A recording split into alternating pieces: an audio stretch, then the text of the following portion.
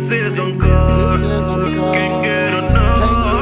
The truth ain't holding back. Sometimes it's rough. This is uncut. This is uncut. Know you deserving that. This is This Uncut. is uncut. This is uncut. This is uncut. This is uncut.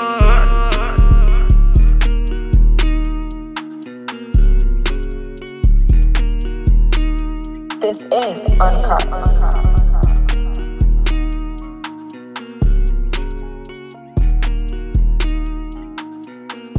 Happy Saturday, Turks and Caicos, and welcome to another episode of Uncut. On Uncut, we discuss national, regional, and global issues and their impact on young Turks and Caicos Islanders. We believe in freedom of expression and respect the opinions of all. We bring you quality content. We keep it raw, real, and uncut. Welcome to season 2, where our theme is taking Turks and Caicos to the next level. I am your host, Walandra Elliott. This evening, we are blessed with the presence of Mr. Drexwell Seymour, who is well versed in the financial field. Many know Mr. Seymour from his CEO role at Flow. I don't believe it was called Flow back then. It probably was Cable and Wireless back then. Yeah. Yes.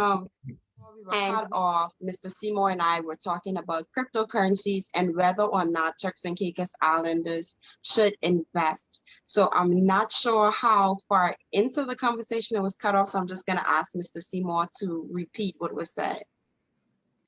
Thanks again, Wilandra. And I do believe that that Turks and Caicos Islanders and everybody really should invest in the cryptocurrency. Of course, encourage people to do their research, but by investing in it, it's a disciplinary form for you to start investing, because many of us wish we had invested in something many years ago, because if we had, we would have been in a better position we are today. And a lot of times we just think short term, and we want things immediately. But if you invest now, you have to bear in mind looking for something 10 years down the road. And so, yes, we should invest in cryptocurrency. Not only in cryptocurrency, we should invest in land. I think that's a big thing we should invest in. That's one thing that does not depreciate. Land doesn't depreciate, so you should invest. And if there's one thing you could do with whatever you have, invest in something. And so, yes, we should. So that just triggered 2 questions in my mind. So my very first one would be, of course, you said with whatever little you have, young Turks and Caicos Islanders do not have a lot of capital. So this one isn't a question, it's just a comment to piggyback off of what you said. It's a good thing to collaborate. And I feel like that's one of our biggest downfalls. We try to do everything by ourselves, like we're supermen and superwomen. Want me to continue? Let's just backtrack a little bit in terms of, I believe we were kicked off when you started talking about the credit union. So let's backtrack as to whether there's investing opportunities in the Caribbean. I mean, in the credit union. So I'm glad you brought that question about the credit union. There's a great opportunity, but before I go there, I just want to say that you mentioned collaboration. You said that's not part of our culture. I think some people have tried and have been hurt. And as a result, there's a lack of trust. And then some individuals became too involved in whatever they did. For example, if 5 of us decide to come together and purchase, I don't know, say an airline, whatever, I think what we should do is come together, purchase it, but let someone else run it. And we have like a board. And that's part of our problem. One or two of us get too involved, and the other partners feel that, they're not putting their weight in. And so, there's a lot of disagreements. But I believe we have a board run by the members and shareholders. I think will be more effective than it being run by the shareholders themselves. And I think that's part of the problem. But there is a great opportunity for the credit union. I'm so glad you brought that up. The legislation was passed in August 2016. However, the regulations didn't come into place until I think 2019. And we have a group of us, there is a group of us who are trying our best to get off the ground. We need at least a minimum of 100 members. And the requirement, the minimum capital is $100,000. So if we have only 100 members, we need at least $1,000 from each person. But obviously we want to have more than 100 members because you don't want to just have the minimum. And so it's a great opportunity. You become a member of this organization. You put funds into the organization. You borrow from each other. This is access to financing. You borrow from each other, and we lend each other's money at a lower rate, and then you also get a return. And I believe your access is better than going to the commercial banks, and your return will be better. But what we need is commitment from individuals. So there is an opportunity. And when you walk into that facility, you feel you're part of it. How do you become a member? Okay, so we have what we can do. We have a website. No, the website is not developed yet. We have an email address. I don't remember offhand. I will provide that to you. You just email us, and we will get the forms out to you. But what we will do, we plan to go to different job sites to talk about the credit union. And during that time, we'll have application forms with us so that persons that are interested can complete that application form. And then once we have the required membership and get the approval from the FSC, we will contact those individuals and then they can fill out their membership form. And I will just chime in a bit and say this. Credit unions have been set up across the Caribbean. One of the closest places that we can relate to is in the Bahamas. The Yes. Bahamas has had a thriving credit union for many years. So it's not something new. It's not something that people pull out of the sky. This is something that has been ongoing in our neighboring countries for many, many years. And if you would like to know more about credit unions, my advice would be to research a little bit about those in our region because they'll be more relatable to us. And Bahamas is an excellent case study. And I know that it has been thriving for many years. So before you just invest your money into it, research on it and make sure that it's right for you. Yes, and we also plan to do a lot of educational workshops to educate the public as well. The Bahamas is a great example. They have over 14 credit unions, and it's still doing well. In fact, one of our very own, someone from Turks and Caicos' daughter is the general manager of one of the largest credit unions, and we are in contact with her. We have Stephanie Mizik Jones. She's helping us as well to guide us. And so the Bahamas is a great example to understudy. Awesome. Turks and Caicos Islanders, especially young ones, millennials, we like our own things. We don't like to depend on people.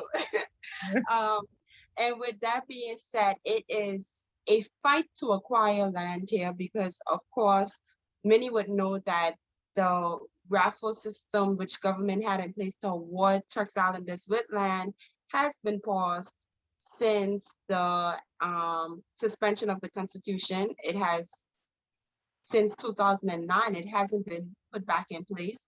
Hopefully that could be changed soon, not necessarily the raffle system, but some sort of system awarding Turks Islanders with land.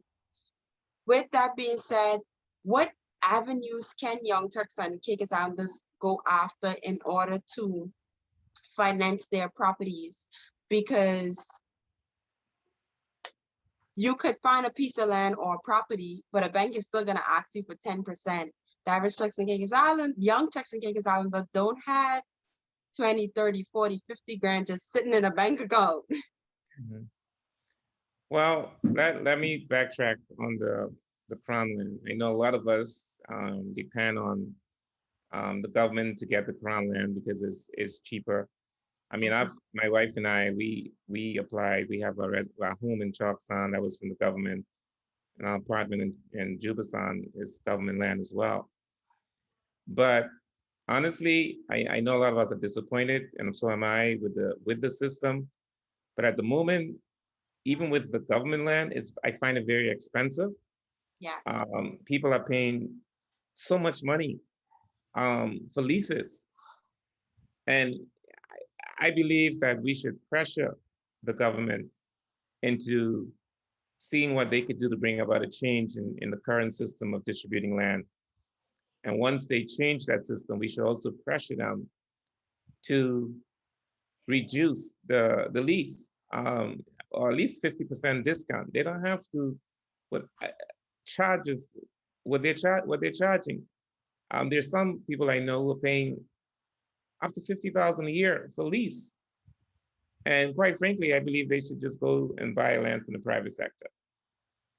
Now, land is expensive, but there are some prices where you can get still some reasonable prices for land. And so I would suggest that people go to a real estate company, or if you know the owner, go to a real estate company, they will have more information. But if you know the owner who's selling, you can approach them directly, and you can work out a payment plan with them. There are some companies that will allow you to do a down payment. And I know that we talk about not having enough money for the down payment, but this is where we have to come in. We have to force ourselves to save something. And when you reach that point where you have the minimum requirement, say you want to borrow something from the bank says you have to come with 10%, then try and save that 10%, and then or go to the owner and work out a plan. But don't give up saying that you don't have the money. Just borrow from somebody or borrow from the institution, and or what you can do, maybe a group of us could come together and put our funds, whatever we have, and put it into a company name and use that as down payment. But the opportunity is there, and each year the price of land increases. And rather than keep putting things off and saying I can wait till I get 10,000 or wait till I get 20,000, I think we should do it now. I think we should, go and invest in it now, and you could get it through the banking institutions. And it's okay to borrow money to get land. I know I don't like to encourage people to borrow, but when it comes to purchasing land, I think you should borrow money for that. I don't think you should shy away from that. It's a great investment. I said at the beginning of the show, land doesn't depreciate. And so I think if there's, rather than borrow money from vehicles, borrow it to get land. And I know a lot of people say they don't have any money. But the truth be told, when we are planning to go on vacation, we have money. We most of us go on vacation and we find the money to go on vacation. And sometimes we just have to forego some things and think about our future. And that vacation money, you can use that towards your land. I believe that we could find it. I think you're absolutely right. Something that our government could possibly think about putting in place, because I know it is something, again, a case study from the Bahamas that has worked in the Bahamas. The Bahamas government, many years ago, I don't know if they still do it today, but they act as a guarantor for Bahamians. So you didn't have to come up with that 10%. And it was the reason why many Bahamians have properties today, and they continue to acquire properties. So I think that's something that our government should think about putting in place, because either way, they wouldn't lose, because if that person cannot afford to pay their mortgage, they would just sell it or auction it or whatever due process for that particular case may be. That's a good idea. Yeah, that's a very good idea with the, yeah. Yeah, so I think that that's something that should also be put into place. Another thing, because of course, a lot of times we hear young people talking, but to navigate the process of how do I even acquire land? How do I even know what's on the market? Like, you don't know where to start. like Mr. Seymour say, a great starting place is reaching out to a real estate agent, telling them all of your criteria, and they'll be able to help you and help you to navigate as to what is the next step in this process after they've located a property for you. So I think it's important that we educate ourselves on the land acquiring process, because land doesn't depreciate, so you can't lose no matter what. And I think it's important for you to own a piece of land in your land. Yes. That's one of the first things I did. Um, I had applied when I returned with 91, and several times I applied to government for land and I didn't get it. And so I purchased, our property in Blue Mountain, and the real estate company at the time, I think it was Provident, they allowed me to pay them monthly. And in fact, I don't even know if I did a down payment. I think it was $24,000 was for the property. And that was my first investment. And I paid them monthly. I think I did over 2 or 3 year period. And I owned the land. It was a private piece of land. And so I think we could do that. Definitely. Or if you have brothers and sisters, you can partner up and do it with your brother or sister. Absolutely. Um, it will still be a land. And I feel as if a lot of times we're hesitant, like you say, because you've been burnt before, but there are legal systems in place to protect you as an individual. You could own the land jointly. You can just own the land as common proprietors. There are different options, and that's why it's important for you to discuss it either with your real estate agent or with a lawyer or whoever is well versed in that field.